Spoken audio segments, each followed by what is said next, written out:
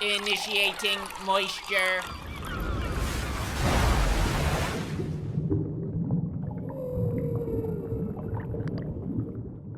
Welcome to the Moist Meter. Today we're looking at the new horror movie Pet Sematary. Modern horror movies are a lot like shit. They're shitty. And Pet Sematary isn't that much of an exception. There's nothing unique about Pet Sematary. It doesn't do anything new. It doesn't do anything particularly well either. It's just a pretty bland, generic horror movie. It's based on Stephen King's book of the same name. Most of the complaints I see are from people saying all of the changes they made they weren't in favor of, and I didn't read the book, so I don't give much of a fuck about that. But what I can recognize about this movie is it's just a goddamn generic horror movie. But it does certain things well enough that it's better than most modern horror movies.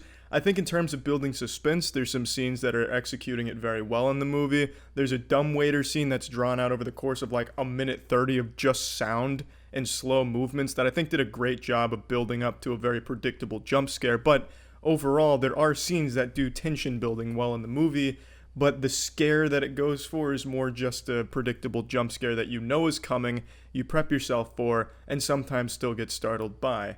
So I guess that speaks to, some degree of talent to make you know a jump scare is coming and then still get you with it. But, I mean, the movie is, like I said, a generic horror movie. The acting's good enough. The acting's nothing wild. It's not like Hereditary level, but it's good enough. It sells you on some good performances from the main cast. Some of the things I like about the movie is the pacing. I actually think the pacing in the movie is pretty decent. It fits its overall dark tone, so I can definitely respect why it had the rather questionable pacing that most people are, talking about. I think it actually fit the tone of the movie pretty well, so I don't have a problem there. And I also like that the movie's R-rated, so it doesn't water itself down, so it'll show you some creepy, gory shit to get under your skin and really sell you on the dark tone of the movie, which plays to the strength of the movie. There's not a whole lot of strength to the movie to begin with, so they really needed that. And man, I just need to fucking vent about this.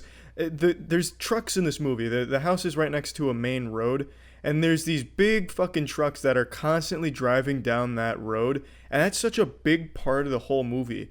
Literally, like, everyone in town is getting hit by those fucking trucks. You'd think they would come up with, like, a law or something where those trucks can't drive that road because the fucking truckers are literally slaughtering the entire goddamn town. Every single scene has a new person getting hit by a fucking truck on the road.